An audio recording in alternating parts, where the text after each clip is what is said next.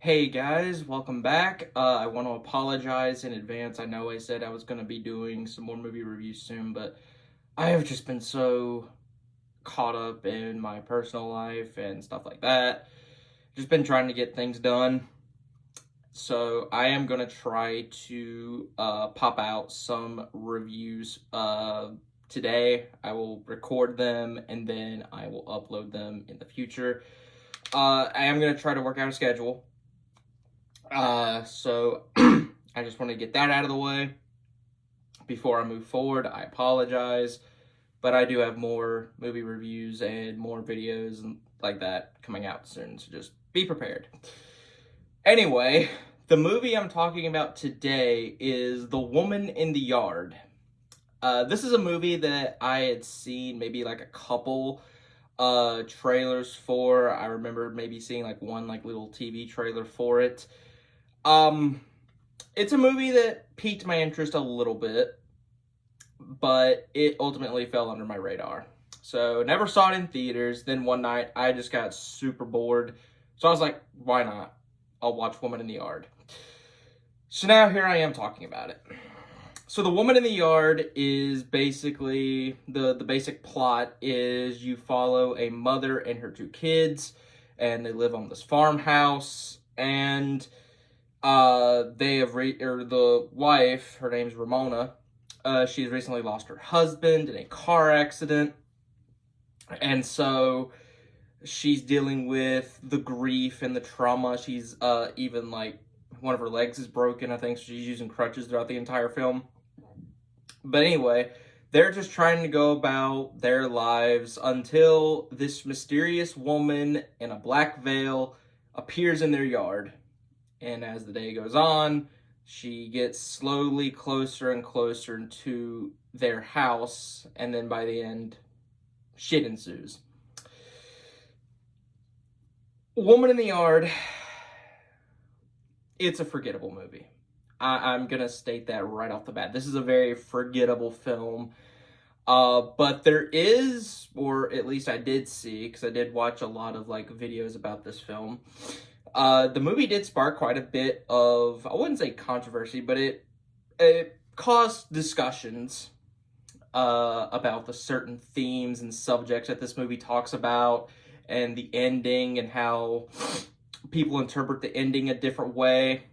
It's different, or it's a movie that definitely caused talk amongst horror fans. But for me, this movie was just forgettable. There's nothing that was really memorable about this movie aside from maybe the ending. But even still, though, there's movies, way better movies, that handle this type of ending better. But I'll start off with what I liked. So what I liked about The Woman in the Yard is I did like how the film used shadows and how they incorporated it, because it was really cool. Like there's a scene where the son, he is outside and he's confronting the woman in the yard, and she raises her hand like this, and you see her shadow touch the wind chimes on their house, and the wind chimes actually move. I thought that was pretty cool. And then by the end, when the woman in the yard, when it's like sundown and the woman in the yard shadow is on the walls and she's causing shit to fly everywhere, that stuff I thought was pretty cool. It was pretty interesting. I like how they executed that. Acting wise, acting's not bad. I will say that, well, you are dealing with a pretty small cast here. You are dealing with Ramona, who is essentially the main character, and her two kids. The son is pretty much like a prick a little bit. Some of it's understandable, some of it's not, because he's dealing with the loss of his dad his own way. But he also just has moments where you want to just strangle him, because he never once, I don't think, has like a moment where he's genuinely likable, and then you have the little girl who's just there to be the innocent little girl. That's really it. And to their actors' credit, the actors do a decent job with these roles, but Ramona is the predominant actress here, and I think she does a pretty fine job. As far as her character goes, she's not very likable, but I'll get into all of that. Um, What else? The film shot well, cinematography and stuff like that's cool. Um, yeah, that's pretty much all I liked about this film. I'm not too big on this movie, as you can tell, but so let's start off with what I did not like about The Woman in the Yard. The first thing I really want to say is, and I'm surprised not a lot of people said this, or at least the very small amount of other reviews I watched for this film, this could have very easily just been a 30 to 45 minute long short horror movie. This did not need to be feature length. There's not enough story here for it to be feature length. And I feel like that's this movie's biggest issue. Because there's moments in this movie that feel like it's moving at a snail's pace. The first half, I think, moves pretty solidly. But once you get to the scene I mentioned earlier with the son confronting the woman in the yard, when you get to, or before that point, they, or not before that, but after the woman in the yard basically tells the son, like, hey, your mom's been lying to you about your dad's death. He goes back inside and confronts Ramona about what really happened. And so you get this drawn out explanation plus an entire flashback to the night that Ramona's husband died. The reason this doesn't work, at least for me, is because, for one, we don't need to see how or why the dad died, because if you've already made it apparent that this character is dead, you don't need to show us how he died. You tell us that he died in a car accident. So we can just put the pieces together that way. We don't actually need a visual of how their dad died. Plus, it doesn't really change anything. It just creates this unnecessary, unneeded tension between Ramona and her son. It's not needed. It's really not. But then, like, the explanation stuff would have been fine, but the flashback is what really slows this movie down. Because instead of them just showing the flashback of them on the road and then however else the crash happens, they instead decide to show them at dinner having a conversation, which then leads to them getting into the car or whatever and getting into the car crash. And that flashback just, it feels like it slows the movie down so much, because everything else that had been happening before that was kind of going at a decent pace. So this flashback just really slows the film down for me. And like I said, it's an unneeded, unnecessary flashback sequence, and this scene only serves to tell us that Ramona was the one driving the car the night that her husband died. It doesn't change anything. It doesn't matter who was driving. If you get into a car accident and your significant other passes away, it happens. I mean, car accidents happen all the time. So just saying that Ramona was the one driving doesn't really change anything, or at least for me it didn't. For me, it just felt like they were just creating more of this unnecessary, unneeded, like, tension between Ramona and her son, and it's just, I didn't care for the scene. I didn't like the scene. I feel like they could have cut that entire flashback sequence and just had it where Ramona tells the story, and I feel like the movie would have paced along even faster.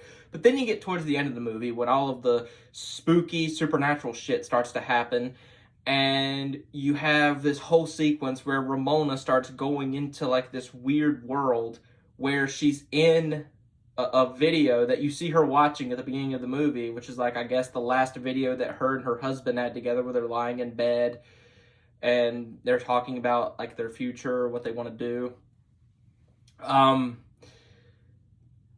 This scene was also just very slow, and again, it just slows the pace down, and it bothers me. I don't know if it will for some people, but it did bother me, because I felt like that once they got past the flashback, the movie started going at a more consistent pace again, and then it got to this, and the movie just slowed down again. At least for me it did. I don't know if it did for anybody else, but it did for me. But you get the weird, this weird, like, little scenario where she's in the video or whatever. She's in the world of the video, and her husband's there, and she starts to notice, like, the tattoos that he has, that they're backwards, and there's a poster on the wall that everything on it is backwards. And I guess this is just the film's way of showing that there's supernatural stuff going on, or this is not real, it's the woman in the yard's world, or whatever. I did not care for this scene either. But yeah, this movie could have very easily just been 45 minutes minimum. It really could have been, because if it was 45 minutes, I think the film would have worked significantly better. Because by them trying to essentially pad out the movie weakens it, because there's not enough story here for it to warrant a feature-length runtime. At least for me. Another thing I didn't like about this movie are the characters themselves. Now, as I said, the acting from the three main casts are great. Or they're good, like, in their own way. Like, Ramona's the actress who plays her does a great job. The son, he's decent, and then the little girl, she's just okay, because she doesn't really have to act. She just has to be a little girl. But the characters themselves, like the son, for example, like I hinted at earlier, he just has so many moments where he's just being an absolute prick to Ramona. Some of it's justified, as I mentioned, and then some of it is not. And he never once, at least for me, came across as likable or someone to root for whenever he does something that Ramona tells him not to do. Even though some of his ideas, I think, are actually smart ideas. Like, he wants to go to the neighbor's house, call for help, or he just wants to drive their other car, which is, they say earlier in the movie that his dad helped him drive around in their yard or whatever, so he could try his best to get them to safety. Like, they're fairly decent ideas, so they can get away from the woman in the yard. But Ramona always tells him not to, and then when he goes against her and, like, he'll go outside, he'll confront the woman in the yard, or he'll do something, he never once comes across as likable, at least for me. The little girl, I'm not going to say too much on, because like I said, she, I guess out of all three, is the most basic. Like, she's just the little girl.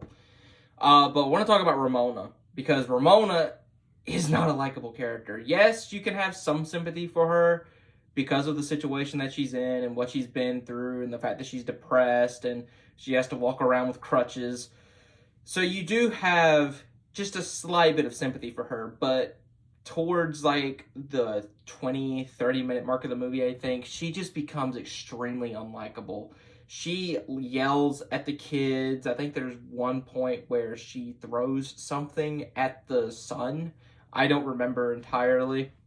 That's how forgettable this film is. But Ramona just never is a character you can fully get behind because of the way she acts towards her kids. Because, I mean, even, like, in the end of the movie, where she tells the kids to go to the neighbor's house and that she's going to confront the woman in the yard all by herself, you would think that she would have, like, a heart-to-heart moment with them in case something happens. But she doesn't. She yells at them to go, and she does. And they go. She yells at her kids, and the kids run off to the neighbor's house. So she's very just unlikable in that sense, to where she's just a terrible mother to her kids, and for that reason, you can never really fully get behind her as a character. Even though you can kind of understand it, still doesn't make it right for her.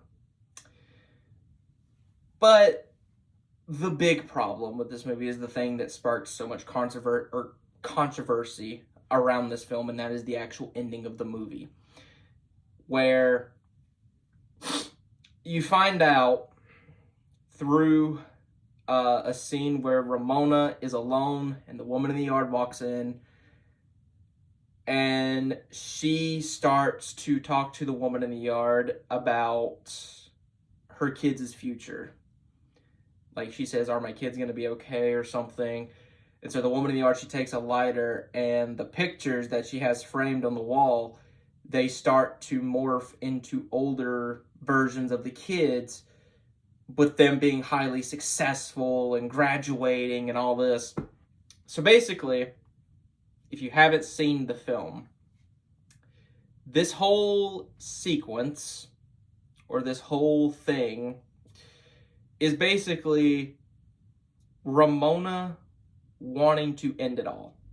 She wants to take her own life. And so, after the woman in the yard shows the kids older or whatever, Ramona is basically like, "I'm ready." And then after that, it cuts back to the kids going back to the house. Ramona's there. And so they embrace, they hug it out. The kids are like, "Well, where'd the woman in the yard go?" And Ramona's like, "I know how to deal with her if she comes back." And so you would think, and even the dog that disappeared earlier in the movie, he comes back. Then, as the camera pans, it shows a painting of one of Ramona's paintings. And the camera pans down, and her name is backwards, which pretty much indicates that she went through with it.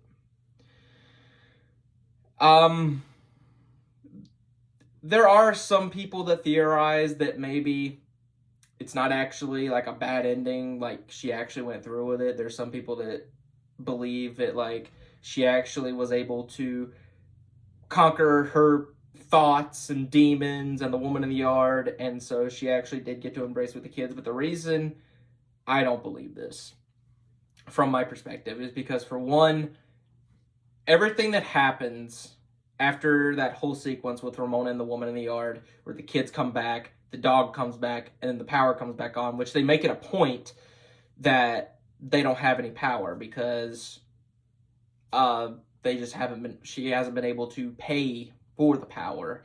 And at the beginning of the movie, when you see Ramona lying in bed and she's watching the video of her and her husband over and over again, they can't call for help. So they don't have power to charge their phone, nor Ramona has the battery in her phone to call for help. So they're basically stuck in the farmhouse, which I thought was clever. That's another thing I didn't really talk about or mention, but I did like that too. I thought that was pretty clever and actually pretty smart on the film's part to actually like be like, "Hey, we know you are probably going to say, well, why don't they call for help?" And then they actually give you reasons for why they can't just call for help. But after that sequence with Ramona and the woman in the yard, when the kids come back, the dog comes back, and then the power just miraculously comes back on, and then that for me is what does it as this being like a downer type of ending where she actually did go through with it, because there's no way that the power is just going to magically come back on after being off for the entire movie if Ramona hasn't paid for the power. And they never explain where the dog disappeared to. I assumed while I was watching it that Ramona just killed the dog off screen, and then they just decided to never show the dead body of the dog. But the dog coming back was another thing too. It's like, this isn't reality. This is Ramona's heaven, hell, whatever you want to call it. But I took it as Ramona took her own life. And there's a lot of other YouTubers that I'm sure that have covered this movie, and they look at the ending and they look at it the same way I do. It's a very downer ending, and I think that the film should have done a better job at handling it, because there is a way you can do a downer type ending that makes sense. But for a movie like this, where the movie does tackle things like depression and stuff like that, this movie I think could have handled a much better job at doing it, because there's going to be people that watch this movie that don't know what it's about. They just go into it thinking, oh, it's just another Blumhouse horror movie about a woman in a yard. No, it's not. It has a lot of things that anybody who has had any of those types of thoughts or has ever been depressed in their lives, they are going to watch it and they're going to see this ending, and it's not going to do well for them. It's not going to make them not think about doing that kind of thing or whatever. So I do feel the movie should have had a better ending, but it's just the way I interpreted it. But The Woman in the Yard, overall, despite the ending, it's a forgettable movie. The characters, they don't have very much development outside. They're just a mother and her two kids, and the mom's depressed because of her husband's passing, and then you have the two kids, which hardly don't get any development at all. The film's shot well, as I mentioned. The story's very weak. The ending, however you interpret it, for me, it's not a great ending, for me at least. It's a movie I'll probably never watch again unless I'm in the mood to watch a really bad, or not really bad, because I don't think the movie is downright terrible. There's a couple of redeeming qualities, but if I'm in the mood to just waste some time, I'll probably throw it on as background noise. But to actually sit down and watch it, I probably never will watch it again, because it's not a very good movie. It's one of Blumhouse's most forgettable films, in my opinion. And the film is it's a movie that I don't think should be watched by people who have had those types of thoughts. It's a movie that I don't think even people who have friends who have had those types of thoughts should watch, because it's a non-satisfactory type of ending, and it's an ending that I think will impact some people that have had those problems in their life. So I do not recommend you watch The Woman in the Yard. I recommend you just skip it, because it's just a forgettable movie. Like I said before, this movie could have easily just been 45 minutes and it would have been a lot better, minus the downer ending. But yeah, Woman in the Yard. But yeah, guys, that's been my review for The Woman in the Yard. I do have some other reviews planned for some other films that I will try to bump out within the next day or so. I will try to get some more on the weekend, though. I will definitely try to get some reviews out on the weekend. So that's what I'm aiming for. But I hope you guys enjoyed my review for The Woman in the Yard, and I will see you guys in the next video. Later.